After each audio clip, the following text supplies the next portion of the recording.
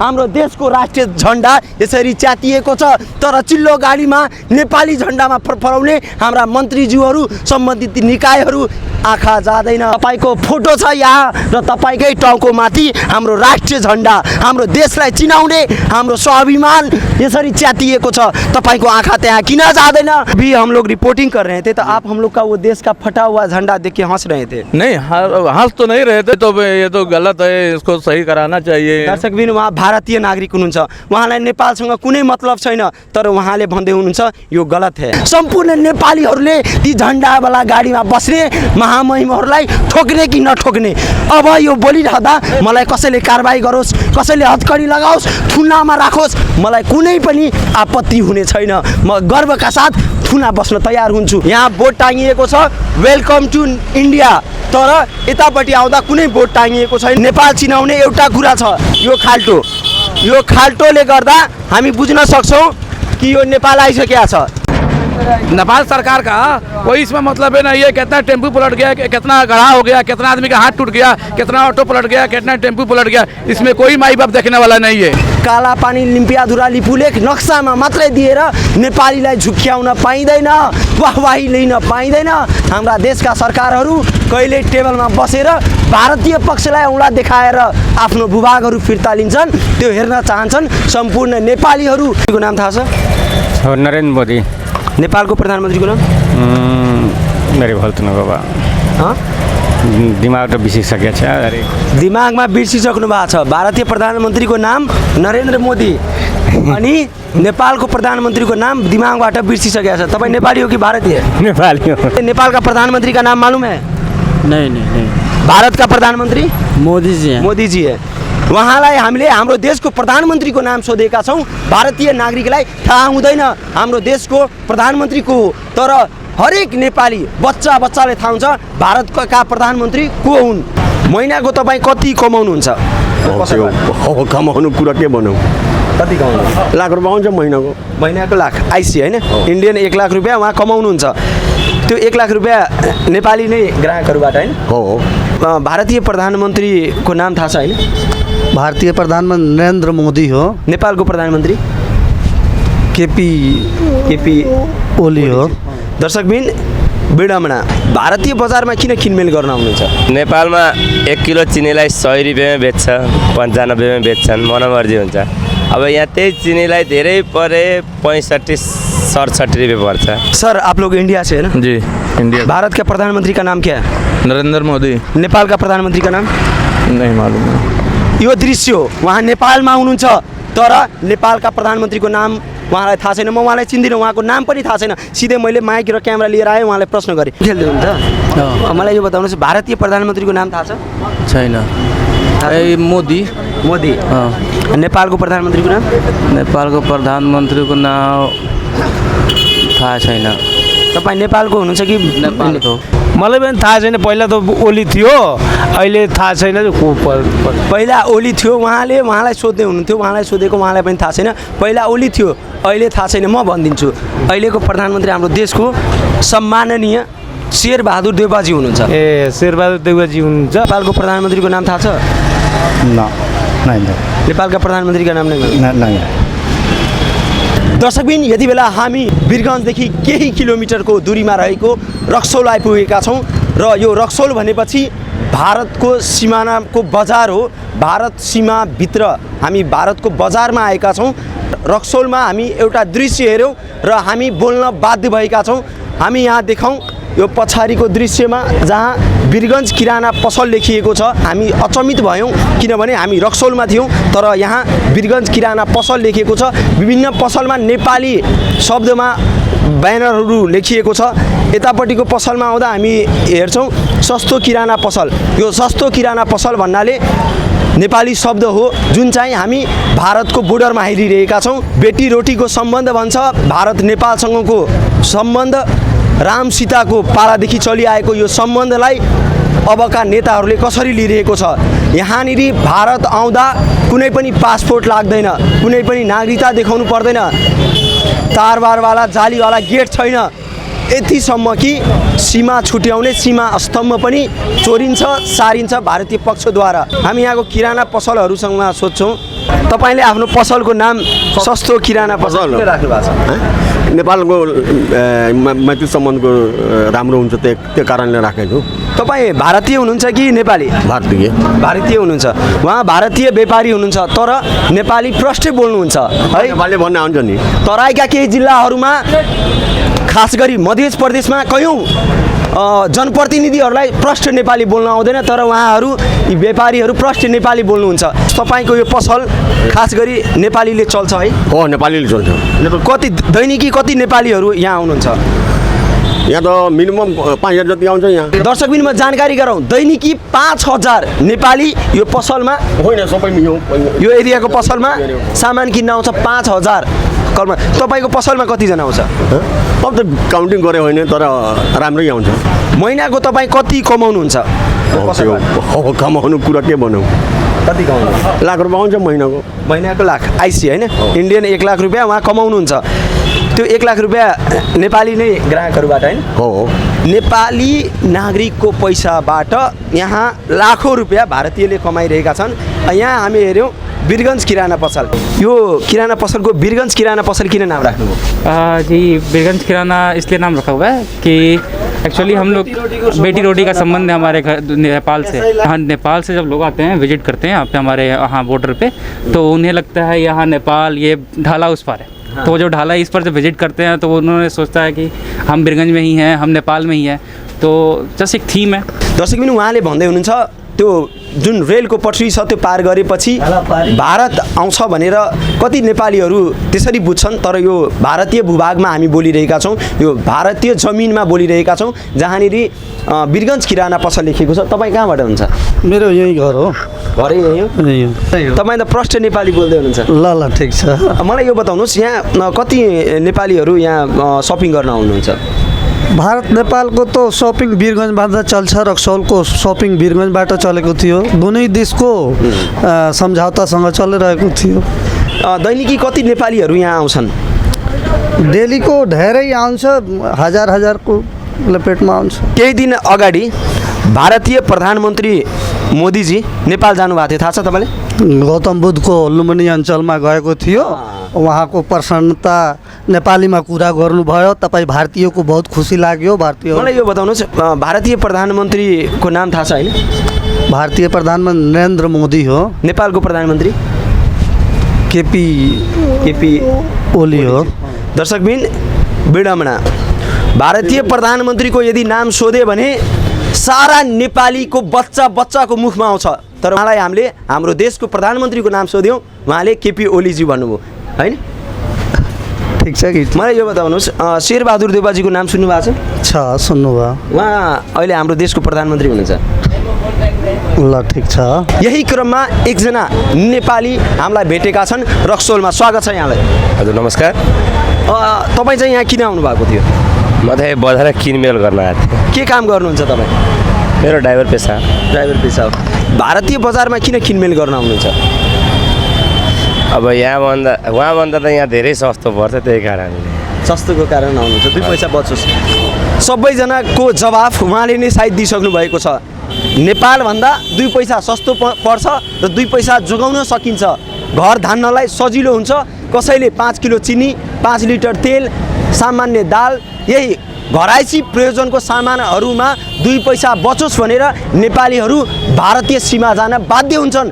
तर नेपाल सरकारले विभिन्न बहाना लगाएर कहिले पनि नेपालीको भावनालाई बुझेको छैन, नेपालीको पीडालाई बुझ्न सकेको छैन। नेपालमा 1 किलो चिनीलाई 100 रुपियाँमा बेच्छ, 95मा बेच्छन्, मनमर्जी हुन्छ। अब यहाँ त्यही चिनीलाई धेरै परे 65-67 रुपियाँ पर्छ। अब तपाईँको तेलैको कुरा गरौँ, उहाँ 42-43 कार्टुनको पर्छ भने अब सनफ्लावर तेल यहाँ 2900 नेपाली पर्छ। चामलमै 400-500 बोरा डिपेन्ड पर्छ। हरेक कुरामा त यति अन्तर भइसकेपछि जो पनि नेपाली चाहिँ चितवन, काठमाडौँ, वीरगञ्ज, हेटौडा जहाँ पनि रक्सोल आउने कारण यो कि धेरै डिफेन्स छ हाम्रो नेपाल र रक्सोलमा। हामी रिपोर्टिङ गरिरहँदा हामीले यहाँका भारतीय जनतालाई सोधेका छौँ भारतको प्रधानमन्त्रीको नाम बताउनुहोस् र सँगै नेपालका प्रधानमन्त्रीको नाम बताउनुहोस्। भारत के प्रधानमन्त्री का नाम बताइए। नरेंद्र मोदी। नेपाल के प्रधानमंत्री का? देवी शेर बहादुर देवा। दर्शकबिन यति बेला हामी नेपाल भारत सीमामा छौँ र यो 10 गजा पनि भनिन्छ। पछाडिको दृश्यमा यहाँहरू हेर्न सक्नुहुन्छ वेलकम टु इन्डिया लेखेको छ, अर्थात् यतापट्टि भारत छ भने यतापट्टि नेपाल छ। तर त्यहाँ बोर्ड टाँगिएको छ, यो दृश्य हेर्नुहोस्, यहाँ बोर्ड टाँगिएको छ वेलकम टु इन्डिया। तर यतापट्टि आउँदा कुनै बोर्ड टाँगिएको छैन, कुनै चिनारी छैन कि हामी नेपालमा छौँ।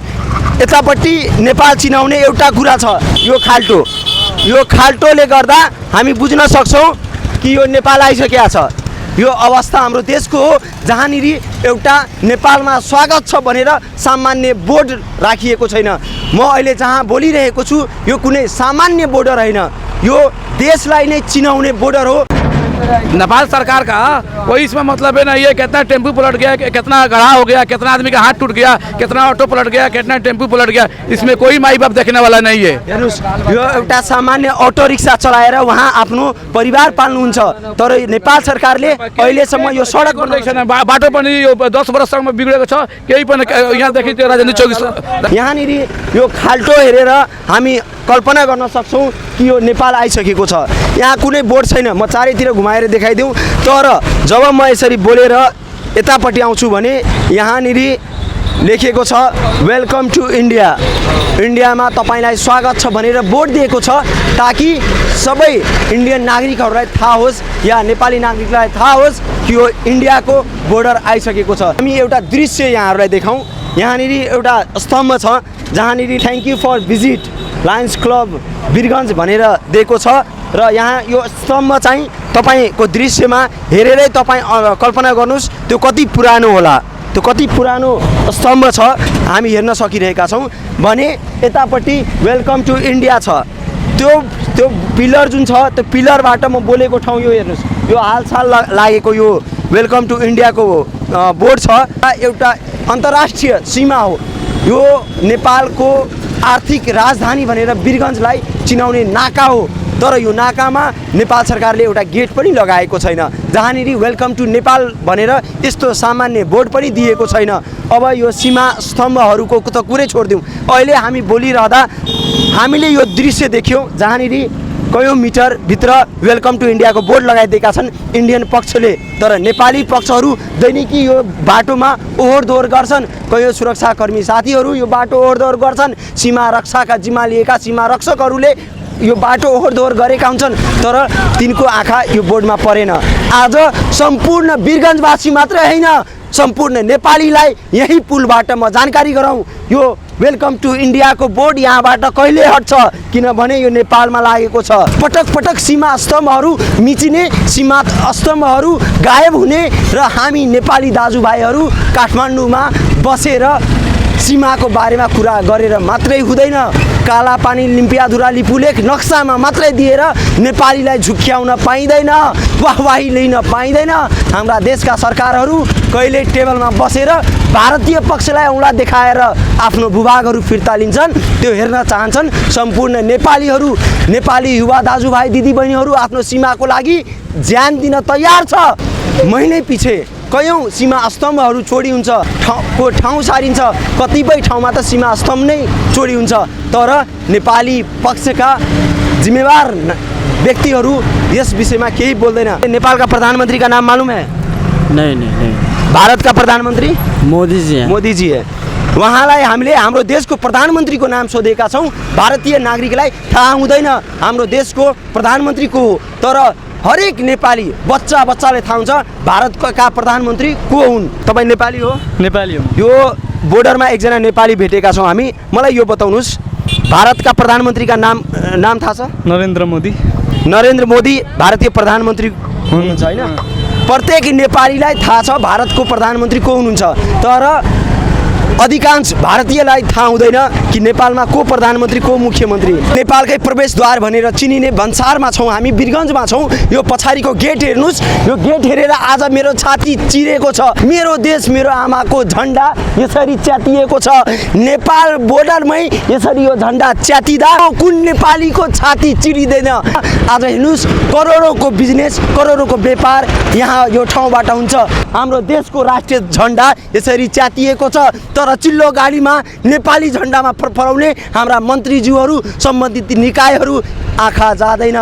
ए हाम्रा देशका महामहिमहरू तपाईहरूलाई पशुपतिनाथले पनि माफ गर्ने छैन। सारा नेपालीलाई आज म भन्छु यो दिनलाई चाहिँ कालो दिन भन्न मिल्छ कि मिल्दैन तपाईहरू नै भन्नुहोस्। आज छाती पिटेर भनिरहेको छु, मेरो आँखाबाट आँसु आएको छ यो दृश्य हेरेर। काठमाडौँमा बसेर सीमाको बारेमा ठुल्ठुला कुरा गर्ने, ठुलै चर्को आवाज निकाल्ने, टेबल ठोक्ने ती नेताहरूलाई अब जनताले कहिले ठोक्ने? म के भनौँ, अब तपाईहरू नै यो भिडियो हेरेर मूल्याङ्कन गर्नुहोस् र सम्बन्धित निकायलाई यो ठाउँसम्म आँखा पुर्याउनुहोस्। होइन भने यो ठाउँको झन्डा लगाउने जिम्मा एसटिपी खबरले लिन्छ।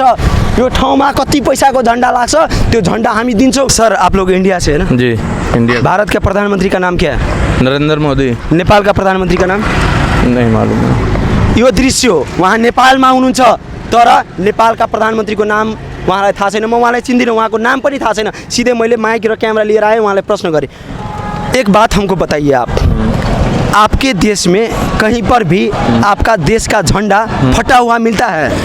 नहीं, फटा हुआ तो नहीं मिल रहा है, कहीं मैं देखा तो नहीं, हम तो नहीं देखे।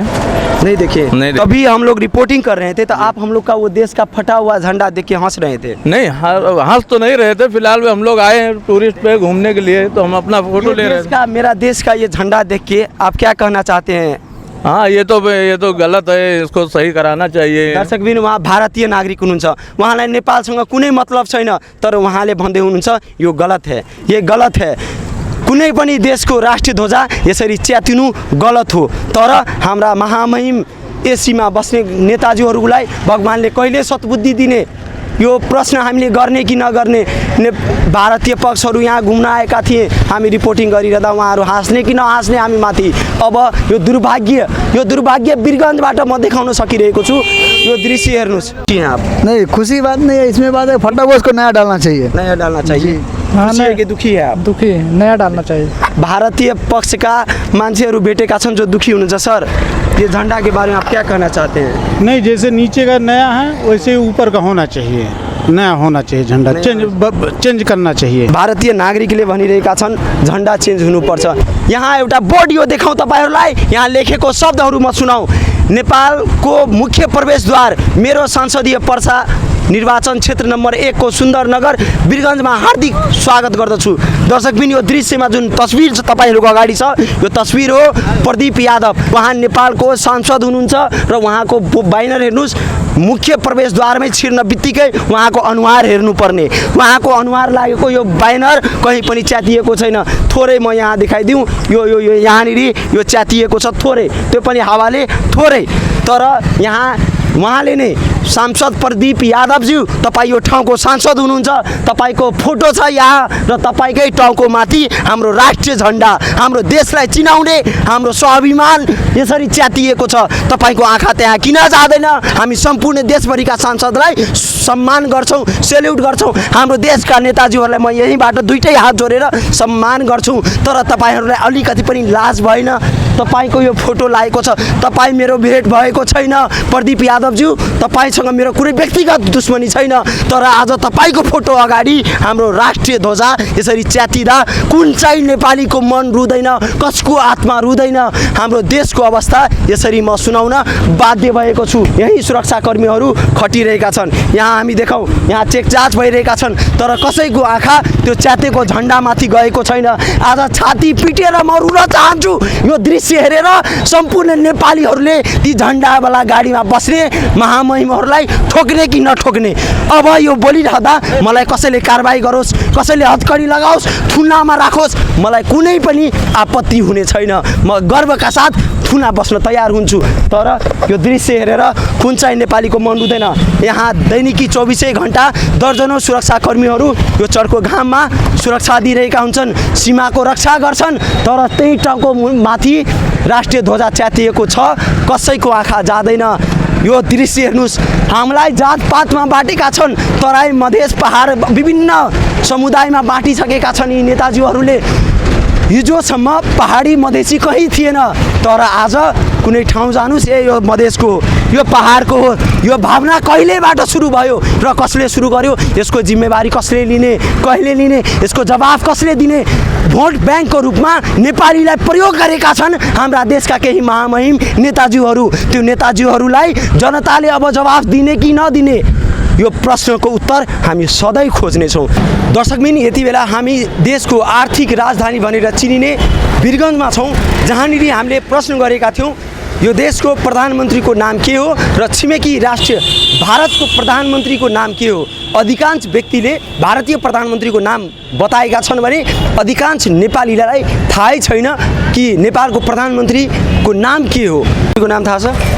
नरेन्द्र मोदी। नेपालको प्रधानमन्त्रीको नाम मेरे भल्त नगवा दिमाग त बिर्सिसकेको छ। अरे दिमागमा बिर्सिसक्नु भएको छ। भारतीय प्रधानमन्त्रीको नाम नरेन्द्र मोदी अनि नेपालको प्रधानमन्त्रीको नाम दिमागबाट बिर्सिसकेको छ। तपाईँ नेपाली हो कि भारतीय? नेपाली हो। उहाँ नेपाली हुनुहुन्छ, कहाँ गएर तपाईँ भनिदिनुहोस् न के हाल्ला? ए त्यही त नाउ चाहिँ त काङ्ग्रेसको हो, त्यो नाउ त बिर्सिरहेको। काङ्ग्रेसको हुनुहुन्छ उहाँ, ठिक भन्नुभयो। नाउ मुखबाट थाहै छ तर मुखबाट। गगन थापा। के? गगन थापा होइन। प्रकाश मानसिंह होइन त काङ्ग्रेसको नभयो, त्यो अर्को हो। रामचन्द्र पौडेल होइन, अरू छ नि। अरे शेरबहादुर देउवा। शेरबहादुर देउवा धन्न उहाँले नाम सम्झिनु भयो। नेपालको प्रधानमन्त्रीको नाम थाहा छ? नेपालका प्रधानमन्त्रीको नाम नै खेल्दै हुन्छ। मलाई यो बताउनुहोस्, भारतीय प्रधानमन्त्रीको नाम थाहा छ? छैन। मोदी। मोदी। नेपालको प्रधानमन्त्रीको नाम? नेपालको प्रधानमन्त्रीको नाम थाहा छैन। तपाईँ नेपालको हुनुहुन्छ कि? नेपालको। नेपालको हुनुहुन्छ। कुन ठाउँ घर हो तपाईँको? पोखरिया। पोखरिया वीरगन्जमै? पोखरिया यो वीरगन्जमै पर्छ? यो देहातमा गाउँमा पर्छ होइन, तर नेपालमै पर्छ होइन। उहाँ पोखरिया भन्ने गाउँमा बस्नुहुन्छ। उहाँले भारतीय प्रधानमन्त्रीको नाम के अरे? भारतका प्रधानमन्त्री मोदी थाहा छ, तर नेपालको प्रधानमन्त्री उहाँ नेपाली हुनुहुन्छ थाहा छैन। अब यसको जिम्मेवार कसले लिने? सोध्दै हुनुहुन्छ उहाँ, सोध्नुहोस्। भन्नुभयो तपाईँलाई थाहा छ? मलाई पनि थाहा छैन। पहिला त ओली थियो, अहिले थाहा छैन। पहिला ओली थियो, उहाँलाई सोध्दै हुनुहुन्थ्यो, उहाँलाई सोधेको उहाँलाई पनि थाहा छैन। पहिला ओली थियो, अहिले थाहा छैन। म भनिदिन्छु, अहिलेको प्रधानमन्त्री हाम्रो देशको सम्माननीय शेरबहादुर देउवाजी हुनुहुन्छ। ए शेरबहादुर देउवाजी हुनुहुन्छ। को नाम के हो? भारत के प्रधानमंत्री का नाम तो अब तो यो के हो? पहिलका कि नया? नया, पहिलका नया दुइटै। भारत को प्रधानमंत्री? भारत के प्रधानमंत्री तो के हो? गाड्दै बताए हिंगा बताए यहाँ तो ठीक छ। तपाईँ नेपालको प्रधानमन्त्रीको नाम बताउनुहोस्। नेपाल के शेरबहादुर थियो, शेरबहादुर देउवा। पुरै वीरगन्जमा एकजना यस्तो व्यक्ति भेट्नुभयो जसलाई चाहिँ भारतीय प्रधानमन्त्रीको नाम थाहा छैन र नेपाली प्रधानमन्त्रीको नाम थाहा छ। भारतको प्रधानमन्त्रीको नाम थाहा छ हजुरले? नरेन्द्र मोदी। नेपालको प्रधानमन्त्री? शेरबहादुर देउवा। यसमा जनताको हामी कुनै दोष दिन सक्दैनौँ। जनता कहीँ दोषी होइन। समय पछि वर्षै पछि प्रधानमन्त्री परिवर्तन भइरहने, प्रधानमन्त्रीकै लागि प्रधानमन्त्री बनिरहने अनि जनताको बिचमा लोकप्रियता गुमाउँदै जाँदै अनि यसरी जनताले कसरी याद हुन्छ? पटक पटक सत्ता मोहमा परेका हाम्रा देशका नेताजीहरू वर्षै पछि प्रधानमन्त्री फेरिन्छ। हाम्रो देशको विडम्बना हो, कुनै पनि प्रधानमन्त्री 5 वर्षसम्म टिकेको बिरलै देख्न पाउँछ।